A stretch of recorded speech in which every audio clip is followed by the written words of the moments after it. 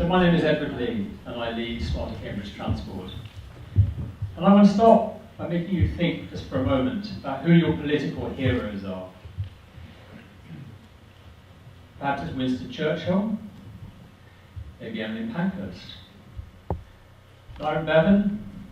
I think there's probably no one in this room who is young enough, unfortunately, not to know that he is why we have an NHS. Boudica, perhaps. Or maybe John F. Kennedy. And now think to yourself, why is it that we remember these people? Why are they political heroes? And it's not because they managed to think of 20 reasons why not to do something. They didn't listen to the people all around them who told them that something was impossible, too difficult, too expensive. What they did is they surrounded themselves by people who could make it happen, who believed that it was possible, and they made it happen. If anyone remembers the speech John F. Kennedy said in announcing the moon program, and it was a rousing speech, and it says, "We choose to do these things, to go to the moon and other things, not because they're easy, but because they are hard, because that goal will serve to organize and measure the best of our energies and skills." So what are we trying to achieve with the City Deal? And the key is something called Modal Shift. The idea is to get people who drive to walk more, cycle more, use the train more, use the bus more. It's all about modal shift. We get lost, we get caught up in talking about bus journey times and punctuality of buses and the widths of cycle lanes and so on.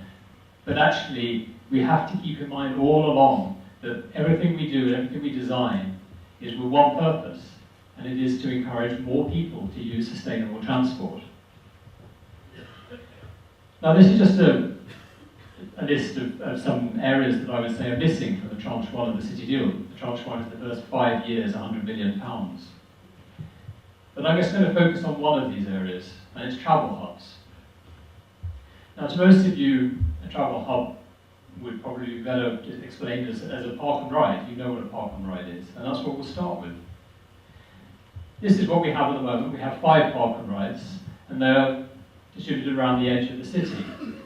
And they serve the city pretty well. In fact, when they were first introduced, they were really pioneering. There were lots of skeptics. I think even I was skeptical that people would want to get out of their car and get into a bus. But the reality is that the city centre car parks were full. So people didn't feel they had a choice. And they did use the buses, and it's been very successful.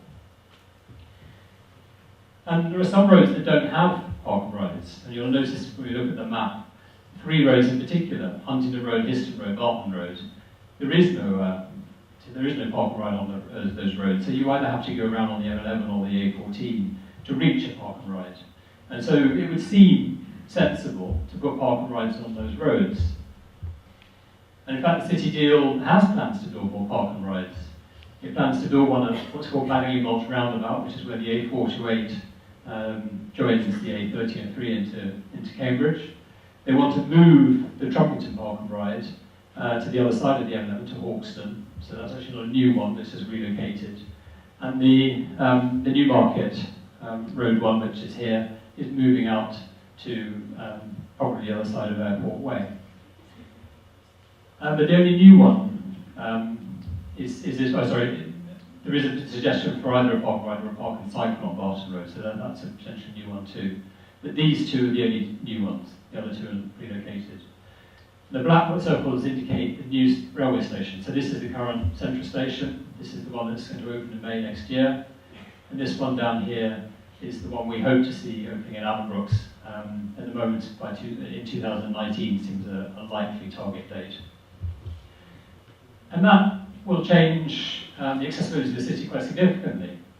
But I don't think it'll actually change it in the ways that it needs to. And you'll notice that in particular, Huntingdon Road, the A14, still has no park and ride.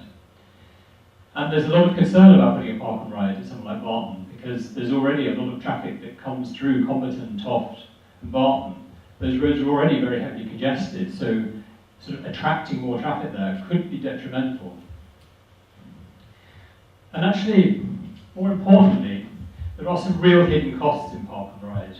And for those of you who think that park and ride is the solution, we just need to build more of them, you need to think really carefully about the impact that it has. And the first one is it competes with the regular bus services. If you, let's say you live in Camborne, and let's say there's a park and ride at the Manly Mulch roundabout, now you have a choice. You can either catch the City 4 and get that bus all the way into the city, or to Drummond Street, or you can drive to the park and ride at that roundabout. Now the chances are that it will be cheaper for you, certainly if you're taking your family, to use the park and ride. And probably you'll have a better bus service from there. It'll be more frequent and it will run from earlier until later. So I would say that most people who live in Camborne will think, well, I won't bother with the bus, I'll use the park and ride. And that will undermine the viability of the bus service. The bus service that the city wants to build a new busway for, £142 million busway. Although that does include the cost of the park and ride. But another really important factor is that park and ride only serves people who have a car. Now, not only does not everybody have a car, people either can't drive, can't afford a car. 40% of the poorest quintile, that's the poorest 20% of the population in Cambridgeshire, do not own a car. So park and ride is not a way for the poorest people to get into Cambridge to work. So they need a bus service. And if the park and ride undermines the bus service, so it doesn't start early enough for them to get in, or it doesn't run late enough for them to get home at the end of the day, it's not an option for them. And it also, as I said about Barton Road, it causes localised congestion because it attracts traffic from a wide radius into one spot. And you see this in the Milton Interchange. That traffic junction is heavily congested because you have people doing a whole mix of traffic journeys. They're either joining the A14, they're coming off the A14, they're going to the Science Park, and a significant chunk of it is also going in and out of the park and ride. So what we really want to see is fewer park and rides, in fact.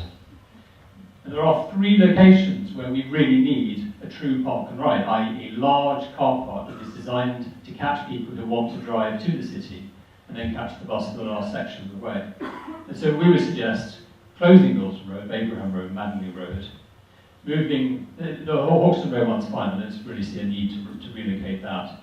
Move the Newmarket Road one out to the A14 junction at Stoke-on-Quay. And we definitely need one at the Girton Interchange. At the moment, there's no way of having one at the Girton Interchange because you can't get off the A428 and you couldn't get off the A14 to join it. So it needs new connections at that junction. And this is what we'd end up with. So we'd have just those 3 park and rides, and they're all 3 are located right next to a strategic road. So the M11, the A14, the A428. And we've got the 3 railway stations we expect to have by 2020. And we've also got one more, which I've added in here, which is between Cherry Hinton and Fulbourn. That seems to be an absolutely ideal location to put a train station. There's already a railway line there, and it's a catchment of about 20,000 homes that would be within easy walking and cycling distance of that. And once you have the Addenbrooke station, you actually could have direct trains that are coming from Soham, let's say, if that's, we had a station put in there as well, from Newmarket, Bury St Edmunds, via Fulbourn, through the city centre station, down to Addenbrooke's. That would take thousands of cars off the road. You'll notice there's also, as marked in this blue circle here, and that's what I describe as a travel hub, and I'll explain what the difference is. So this map is just showing in a bit more, more extensively, more of South Cambridgeshire, how we have the three park and rides, and then further out in places like Camborne, we'd have a big, and it would be approaching a park and ride. This would be a travel hub. We already have one along Stanton, and it's actually a well-designed site and it's very well used, and it has a nice building on it, and it has shelters. It's this is a high-class piece of design. It has a waiting room. It's an eco. It has a lot of eco credentials to the building. It even has an exhibition space. This is what the basis of a community hub, a travel hub would be for a community outside of Cambridge. And I'll come into a bit more detail about travel hubs in a moment. But I just wanted to bring us to the key question about what makes for a better bus journey. There's a lot about better bus journeys. And they're focused on two things in particular: punctuality and journey time. They talk about reliability, and that's slightly confusing because in the rail industry, reliability means cancellations, whether a train runs or not. And it is an important distinction between whether the bus is cancelled or whether it's just late. And if you ask people who use the bus regularly, particularly, these will be high priorities for them. Punctuality and journey time is really important to them. But if you ask people who don't use the bus, or maybe people who used to use the bus, those don't tend to be the highest priority for them. They will often talk about cancellation of buses as being a real problem, particularly if it's the last bus home in the day. What do? You have to call up a friend, call a taxi. You're not going to do that more than once or twice, if you have another option. But I want to focus on two other things: the frequency of the service and access and interchanging, because both of those have a very material impact on journey time. Because the City Deal is focused on timetable journey time, how long it takes the bus to get from, say, Camborne, in this case to Grange Road, or from, say, Cottenham to Drummond Street. But that's not the time that really matters to people. If you're catching the bus to get from home to work, it's the whole journey that matters. It's the time it takes you to get to the bus stop at the beginning. It's the time it takes you to maybe change bus partway in your journey, and then the time to get from the end of the journey to where you work or where you want to get to. So we need to be thinking about the whole journey. This is where the interchanging, the access and interchanging is really, really important, because that adds to the time of the journey, and also it adds to the convenience and the pleasantness of the journey. If you have to stand in the rain, without a shelter, in the cold, waiting to change a bus, you're not going to want to do that very often. At least when you're catching a bus, you can time when you arrive so that you don't have to stand around for too long, assuming the bus is on time. So just thinking a bit more about these points, let's just take one particular journey, the City 8. And this is the bus that goes from Cottenham. And you'll notice that when it arrives at Histon, it takes a very circuitous route. In fact, it takes 15 minutes to get from the top of Histon to the bottom of Impington. There are 13 stops on that route. It's only 2.5 kilometres, 2,500 metres from the topmost point, the northernmost point of Histon, to the bottom of Impington. It seems madness that if you want to increase, if you want to reduce the journey time, then really a simple way to do that is just to make the bus route more direct. And in fact, you could probably do it with just 3 stops. And the circles indicate, so the inner circle indicates a comfortable 5-minute walk, and the wider circle a comfortable 10-minute walk. And that would work. But one of the reasons it probably wouldn't work at the moment is because there aren't stops where 20 people can stand comfortably, because they'll be standing on the edge of on a pavement on the edge of a road. So actually, we need stops that where people can comfortably wait for a bus.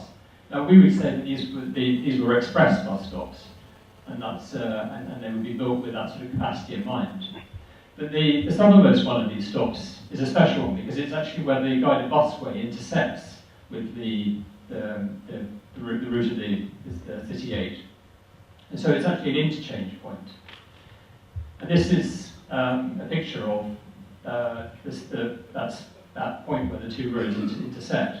Now actually the bus, if you were to interchange here, you would carry on a bus about 100 metres past this point, then you'd have to walk back and then walk along to the guided bus stop. But I see here a great opportunity to create a good interchange, somewhere that you have a shelter, perhaps in the morning you have a kiosk selling coffee. This could be nicely landscaped. And in fact, if we were really ambitious, we could look at the whole area, because in that space we have a pub, and there's a little garden, there's a little beer garden at the end here, and there's a large car park here. And the road that runs behind it is actually cut off. It's blocked off at the end up here. So it's only an access road. So actually, if we were really imaginative, we could close this bit of road, keep the cycle route through there, reroute the road through the top of the car park, do a deal with the pub to exchange that bit of land with some land reclaimed from the road behind. And then we could, swap with the garden here, which could be relocated at the back. And then that means we claim this quite large area of land here to create a really useful community asset, somewhere where you can go and catch a bus, you can change bus, so if you're arriving in, and it's perfectly conceivable, you come in on the bus from Cottenham, you get off the bus here, and you change to the guided bus that takes you to the Science Park or to Cambridge North Station. I mean, it's an obvious journey to want to make. So therefore, having an interchange here that's comfortable, pleasant, that's connected with the pub, so you can meet people there after work. That's the sort of imaginative approach that we need in order to make bus travel enjoyable and attractive. And I'm just going to blow your mind a bit, because when you arrive in the city centre, continuing the theme of interchanging, you arrive at Drummer Street. And there are 26 bays distributed around all the streets. It can be 300 metres to walk from one bay to another. There's no good central information point to know where the bus is that you're going to catch it from. I mean, there's a kiosk, I don't know if anyone's ever tried to use it. It gives you it's a web browser that gives you access to the County Council bus timetable website. Try using that in a hurry. And there is no intuitive logic to the way the buses are organised. So you've really got to know what you're doing before you arrive there. And the thing that, an idea that was inspired by Groningen, in fact, is that for express buses, and I treat express buses as the buses that are coming over to South Cambridgeshire, distinct from city buses, which are serving the city community. The express buses come in on all the radial routes. But rather than all coming into the city centre, and as Colin was talking about, we could be looking at 230 buses an hour, 250 buses an hour or so, which clearly is beyond the capacity of Drummer Street. So why not bring them all into the inner ring road and have them circulate around the inner ring road and then go back out on the original radial route? Now the big advantage of this is it means that every bus passes the same point on the inner ring road. So if you came in on that bus from Cottenham, you could change at any point on that inner ring road to a bus to any other destination, whether it be Addenbrooke's or Marshall's or any other part of the city centre. And this effectively gives you a distributed bus station where the intuitive logic is you get off one bus and then you just wait more or less at that same spot for the bus that you need to go to your final destination to roll by, and that should be within just a few minutes. That makes it really simple. It also makes it a lot more useful for people in the city. And one of the big complaints about the bus services is that if you live in the city, you rarely want to go to the city, to Drummer Street. You actually want to go to somewhere else in the city, and that will inevitably mean 2 journeys. And it will typically take maybe 40 minutes, usually about the same sort of time as it would take to walk if you can. This would give you a very quick way of getting to another part of the city, to be within walking or cycling distance of pretty much anywhere. And so I conclude, remember that everything that we are trying to do with transport in the region is about modal shift. It's not about bus journey times, it's not about bus punctuality, it's not about cycle lanes, it's about making a sustainable transport attractive and viable and convenient for more people, as many people as possible. And that we must never lose sight of that. Don't think that park and ride is the solution. I hope I've explained to you some of the reasons why not. Actually, we have to be smarter about it, and that means building park and ride for a very specific purpose. That's for intercepting people who are coming from outside South Cambridgeshire, people who are coming a fair distance, and therefore who aren't going to sort of bail out, as the term is, a long way out from the city. They'll want to come as close as possible. But for South Cambridgeshire, that will be best served by a really good, comprehensive network of express bus services that start early in the morning, run till late at night, and run at a frequency ideally of at least 4 an hour, so you never have to wait more than 15 minutes. We need to be talking to the people who aren't using the buses. If we want to improve the bus services, let's not be talking to the people who already use them, because they have particular requirements, which is essentially to have the bus run faster and to run more reliably. That's not answering the question that the rest of us have who don't use a bus on a regular basis, which is, how do I get a bus from where I need it to where I need it? And what are the factors that are important for me to make me use the bus more? And part of that is focusing on interchanging, because public transport can never provide a single vehicle for everybody from their home or from where they start to every destination that they want to get to. There will never be bus services from Cottenham that serve every part of the city. We have to accept that designing good public transport means designing good interchange, and that exchanges. And that's what we take that for granted when we go to London. Nobody expects to be able to get on one tube line and get to a destination. You have to change. And because the signage is clear and it's really easy to understand how you do it, that's what everybody does. And I hope I've shown you an example, which February 1st I'm sure we'll elaborate on later, about the need to use visionary designers in order to really capitalise on the opportunities that transport gives us. Every transport hub, every interchange is an opportunity to create something of value and use to the community. And it's not just a functional thing. It needs to be much more than that. And finally, have ambition. Have ambition for Greater Cambridge, because that's what we really need. And if anyone comes up to you and says, all we need to do is, just remember this very useful retort from Ben Goldacre. I think you'll find it's a little bit more complicated than